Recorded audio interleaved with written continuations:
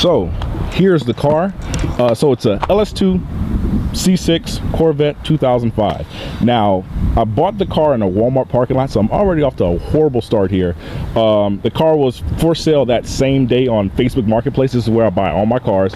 Picked it up, pretty much went to the bank, drove to Baton Rouge, picked up the car, and drove it right back home. So I drove it 75 miles back home. Everything was perfectly fine. No check engine lights. I took it for a test drive. Everything was good. It had power. It had everything I wanted. So I bought the car at night. So pro tip, buying cars at night, the next day you're gonna start to see some dumb shit that you could have caught. So it's kind of like when you go to the bar, get a whole bunch of drinks, you wake up the next morning with the girl in the bed and like, she used to be a 9 at the bar, now she's a 3.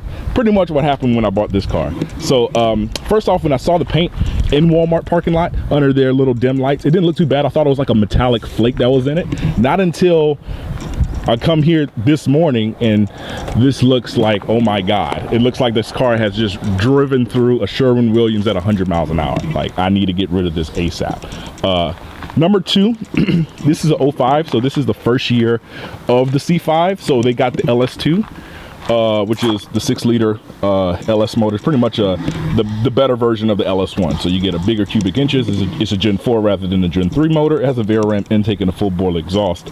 But with the 05, and since this car is an auto, in 05 they only had the 4060. It's pretty much the same transmission from the C5. In 06 and 07 they went to the 6L80. So pretty much if you wait 1 year, you get a 6-speed rather than a 4-speed auto. It's an auto Corvette, so I mean it's not going to be something I'm going to look to take to the track. I may try the like road course tracks, but I may take it to the drag strip, throw a tire on it, throw a cam in it or whatever. This car has a lot of potential because since this car isn't in the perfect condition, obviously, this is going to be something that I really want to build. I'm not going to just try to make it a nice collector car and baby it. No, this thing is going to go through its paces.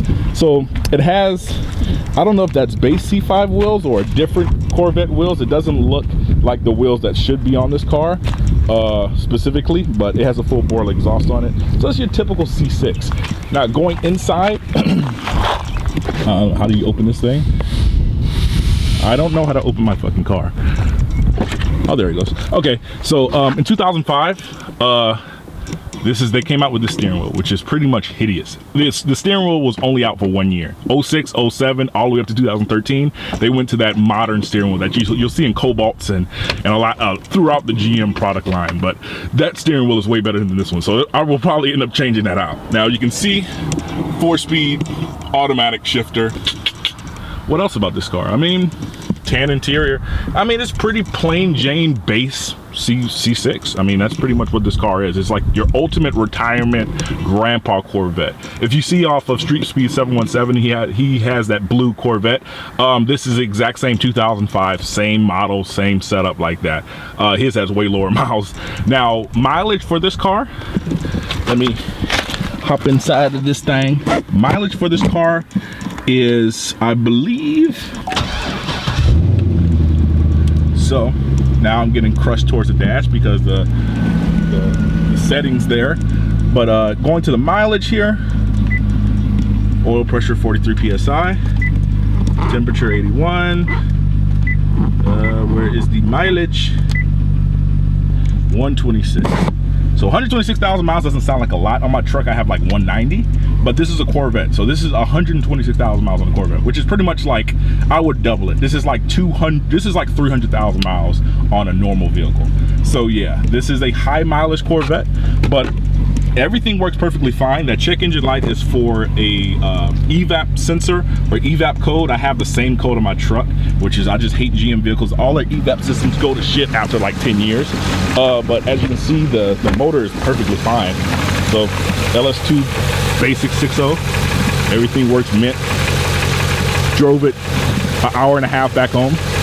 Everything's perfectly fine. So this is gonna be a good platform for me to go crazy with.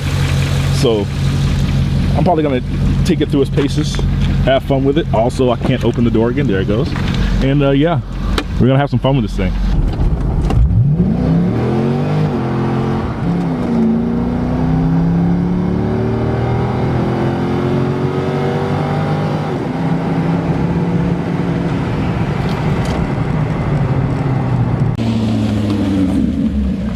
See what it does.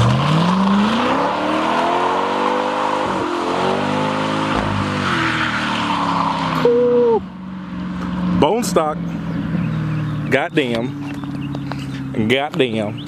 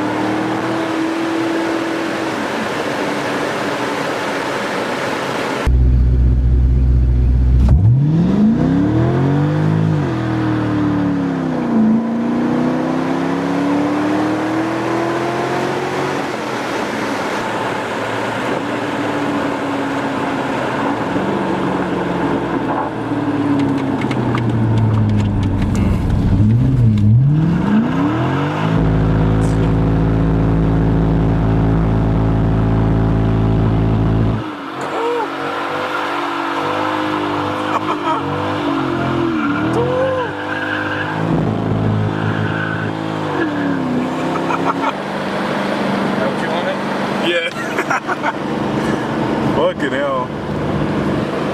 All smoked out up in there.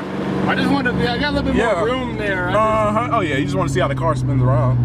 Tight. Yeah. So the car probably just needs coilovers, stiffer, sway bars, or? At least swiffer sway bars and lower it. Okay. And tires. Oh yeah, tires, yeah. Coilovers you can do, they're awesome. Uh-huh. But, I mean, probably not necessary.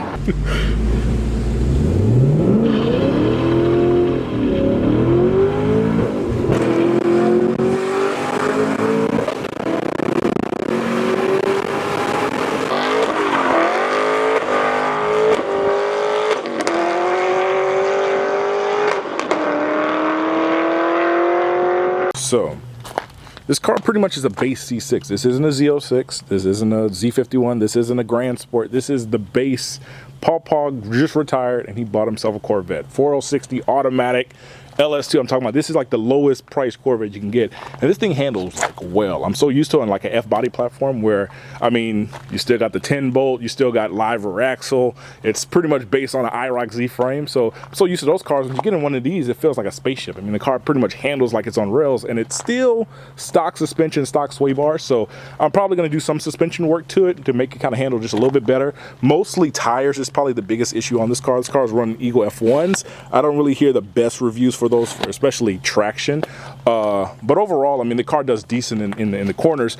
I don't really want to do some high-speed cornering with my own self solely because I don't really trust my my confidence at that. I'd rather have somebody that kind of has been doing that for a long time. So that's why I really wasn't driving there in that time. But overall, I'm really going to be focusing on kind of power. So we're going to probably start off with headers, and then headers and tunes, see how that works, and then pretty much go down the rabbit hole. Probably big ass cam, probably a intake on it, maybe some spray if the transmission can hold. Now, since it's still a 65E car, this is the first year, 06, 07, they got the 6L80s. These cars are pretty light. They can handle a little bit more power than F-bodies could, especially with stock transmission. So I may look to push it maybe around 500 before I kind of just say, it's getting too crazy.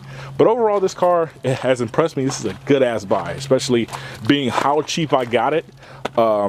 And at the end of the day, I mean, it's still a C6, and it still looks pretty good for a car, even though we have Sherwin-Williams going on over here, all this paint splatter. But I'm pretty happy with this purchase. So especially look for a lot of fun shit to come down with the C6 here. If I end up blowing it, we're throwing a 5.3 in it with a big turbo out the hood. I don't want to kind of bite on Leroy and Cletus and shit like that, but man, I can't wait to really dig into this car. I'm not scared to chop some shit up, to go crazy with it. I mean, at the end of the day, if the funds allow, we're gonna do some crazy stuff. So hope you guys enjoyed.